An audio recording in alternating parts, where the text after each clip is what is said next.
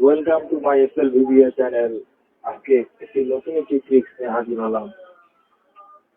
আজকে ট্রিক্সটি হচ্ছে retail stock management system. আমাদের ছোটখাটো বা ছোট বড় বিভিন্ন ধরনের দোকান থাকে। আহ, কোনো বড় ধরনের প্রতিষ্ঠান নিয়ে কথা আলোচনা করব না, আজ ছোটখাটো দোকান নিয়ে আলোচনা করব। তো ম্যাক্সিমাম দোকানপাটে এখন আর ম্যানুয়ালি আপনার স্টক ম্যানেজমেন্ট বা বিলিং যে সিস্টেমটা, এগুলো এখন হয় না। এখন মানে এগুলো আপডেট হচ্ছে। আপডেটের ফলে এগুলো এখন সবগুলো এখন ডিজিটাল পদ্ধতিতে চলে এসেছে। সবগুলো এখন কম্পিউটার রিলেটিভ হয়ে গেছে। তো আজকে আমি সেই রিলেটিভ নিয়ে আলোচনা করবো আজকে। তো আজকে যেই মূল বিষয়টি, সেটি হচ্ছে রিটেইল শপ ম্যানেজমেন্ট সিস্টেম। এটা আপনারা কিভাবে তৈরি করবেন আপনাদের পছন্দ মতো। আমি তো আমার মতো করেছি, আপনারা আপনাদের মতো করে করবেন।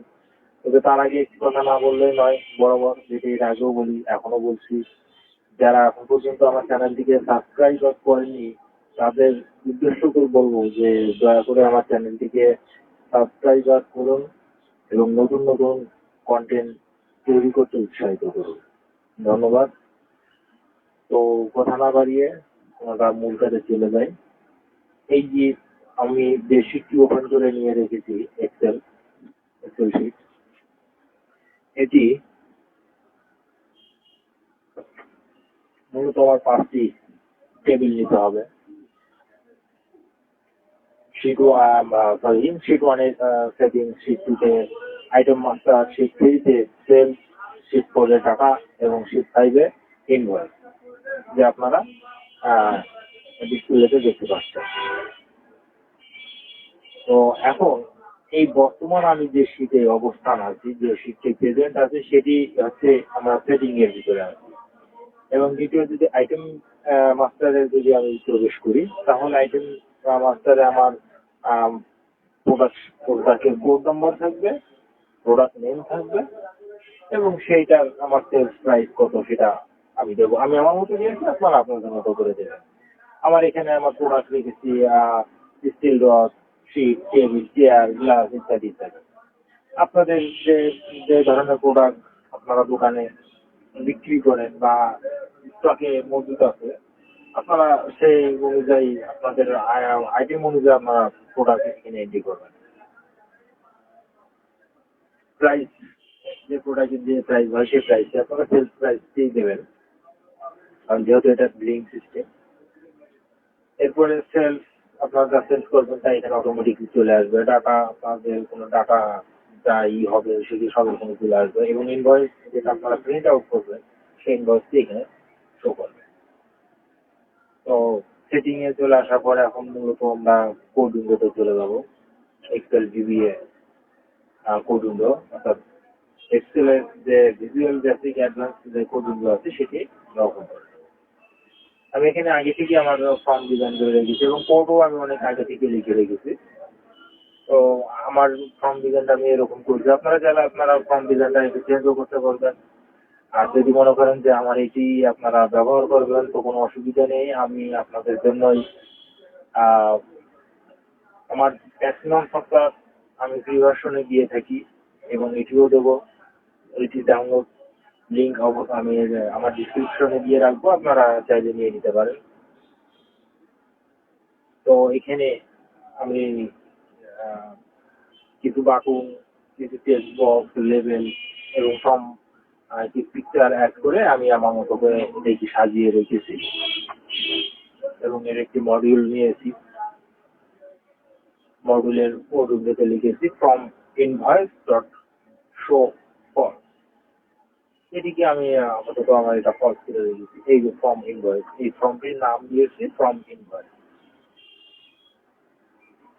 ক্যাপশন কিছু দিইনি, আপনারা চাইলে দিতে পারবেন। ওকে, আমাদের এখানে যে নিউ কমান্ড বাটন আছে, নিউ বলতে যে যদি আমরা কোনো নতুন আইটেম যুক্ত করি, সেলস অথবা পারচেজ করি, ডাবল ক্লিক করলে কোড উইন্ডোতে যে চলে আসবে। এখানে কোড আমি লিখে রেখেছি me.x.1.value is equal to application worksheet function dot map this workbook dot sheet sheet sales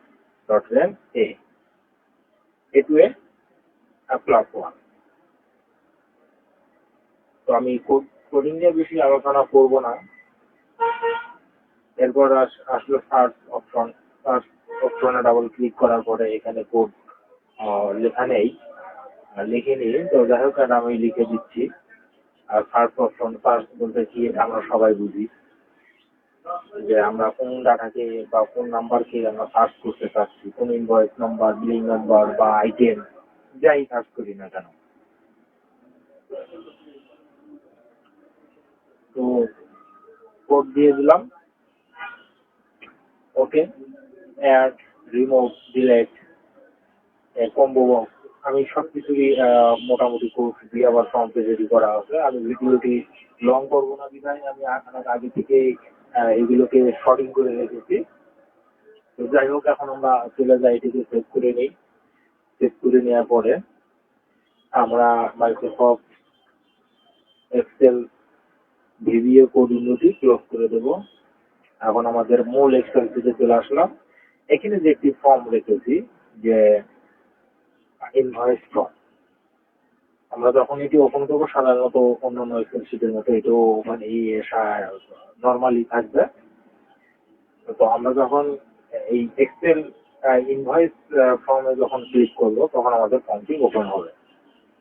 হ্যাঁ, ফর্ম ওপেন হয়ে গেছে। আমরা চাইলে কোডিং এর মাধ্যমে পিছনে যে এক্সেল শিটটি আছে এটিকে আমরা ভিজুয়ালটাকে ফলস করে রেখে দিতে পারি, যেটা দেখা যাবে না, হাইড করে রাখতে পারি। তো যাই হোক, এখন এখানে যে নিউ বাটনটি রেখেছি, এই নিউ বাটনে ক্লিক করলে আমার একটি নতুন ট্রানজেকশন করার জন্য একটি আইডি ক্রিয়েট হয়ে যাবে। অটোমেটিকলি আজকে ডেট চলে আসবে, আপনারা চাইলে পিছনে ডেটও দিতে পারবেন। এখন আইটেম নাম্বার, আমি যদি এখানে 5 নম্বর দিই, দিয়ে এন্টার মারি, 5 নম্বরে আমার কি রেখেছিলাম, এই যে আইটেম মাস্টার, 5 নম্বরে আমি গ্লাস রেখেছি।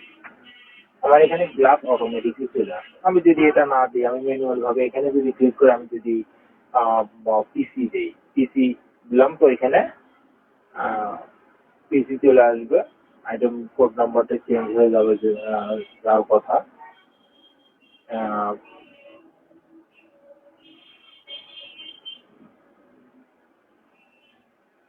আচ্ছা, এখানে আমরা 9 দিয়ে এন্টার মারলাম। পিসি কোয়ান্টিটি, আমরা একটি পিসি মানে কয়টি পিসি বিক্রি করবো, এখানে দিলাম 2টা পিসি, 5,500 টাকা করে। তখন 4 নম্বর ইনভয়েস আমি এটাকে অ্যাড করব। ও এর ভিতরে নিট অ্যামাউন্ট অ্যাড করার সাথে সাথে আমার এখানে অ্যাড হয়ে যাবে, এবং আইটেম কোড অ্যাড, যার প্রাইস হয়েছে এটা পিসি, তোমার এখানে স্ক্রিনে দেখাবে। এবং আমি যদি এই 4 নম্বর ইনভয়েসে যদি আমি আরো কিছু এন্ট্রি করতে চাই, যেমন আমি যদি পিসি তো নিলাম, তাহলে আমার একটি টেবিল লাগবে, টেবিল সিলেক্ট করলাম। টেবিলে একটি কোড আমার দিতে হবে না, যার প্রাইস হচ্ছে 1000, ওটা আমি এটাকেও অ্যাড করে নিলাম। এটিও অ্যাড হয়ে গেল ওই 4 নম্বর ইনভয়েসে। এটা আইটেম কাউন্ট 2টি আইটেম আমার কাউন্ট হয়ে গেছে। টোটাল অ্যামাউন্ট এখানে অটোমেটিকলি শো হবে। আমি যদি এই ইনভয়েসের এগেইনস্টে যদি আমি আরো একটি প্রোডাক্ট নেই, যেমন কি নেবো, একটি ফ্যান নিচ্ছি, ফ্যান নিলাম, একটি ফ্যান যার দাম রেখেছি 2500 টাকা। ওকে, এটাকেও অ্যাড করলাম, আমার টোটাল অ্যামাউন্ট চলে আসছে। এটাকে আমি সেভ দিয়ে দিলাম। আমার এই 4 নম্বর ইনভয়েসে এটা সেভ হয়ে গেছে। এখন যদি আমি এই সার্চ অপশনে ক্লিক করি, তাহলে এখানে আমার একটি মেসেজ আসবে, please enter the invoice number. আমি কত নম্বর ইনভয়েসকে আমি ডিসপ্লে করতে চাচ্ছি। আমি যেহেতু 4 নম্বর ইনভয়েসে কাজ করেছি, 4 নম্বর ইনভয়েসটা টাইপ করে ওকে করব। আমার এখানে চলে আসবে 4 নম্বরে আমি কি কি ট্রানজাকশন করেছি, কি কি এন্ট্রি করেছিলাম। এটিকে এখন আমি চাইলে পিডিএফ সেভ করে নিতে পারি। পিডিএফ সেভ অলরেডি আমার হয়ে গেছে, সেটা ওপেন হয়ে গেল। ইনভয়েস নাম্বার 4, ইনভয়েস ডেট আজকের তারিখ মে মাসের 4 তারিখ, এবং কি কি প্রোডাক্ট নেওয়া হয়েছে, তার দাম কত এবং কোয়ান্টিটি কেমন ছিল, টোটাল প্রাইস এটা চলে আসছে। ওকে, আমরা পিডিএফটিকে ক্লোজ করে দিলাম। তো আমি আবার সেটিংয়ে আবার ইনভয়েসে চলে আসলাম, ফর্মে আসলাম। এখন এটিকে প্রিন্ট করলে প্রিন্ট হয়ে যাবে, যেহেতু আমার প্রিন্টার নেই তাই এটিকে আমি দেখাতে পারতেছি না। এখন যদি আমি এই সার্চ বাটনে ক্লিক করে, সরি নিউ হয়ে গেছে, সার্চ বাটনে ক্লিক করে 4 নম্বরটিকে আমি যদি শো করি, এখান থেকে একটি আইটেম আমি ডিলিট করে দেবো, যেমন ফ্যানটি আমার প্রয়োজন নেই, আমার ফ্যানটিকে ডিলিট করে দেবো। এখান থেকে রিমুভও করতে পারি, রিমুভ করে দিলাম। তো এটা এখান থেকে রিমুভ হয়ে গেল। ডিলিট করলে আমার পুরো আইটেম মাস্টার থেকে ডিলিট হয়ে যাবে। তো আমি যেহেতু আমার শুধু ইনভয়েস থেকে এটাকে ডিলিট করবো, তাই এটিকে রিমুভ করে দিলাম এবং নতুন কোনো আইটেম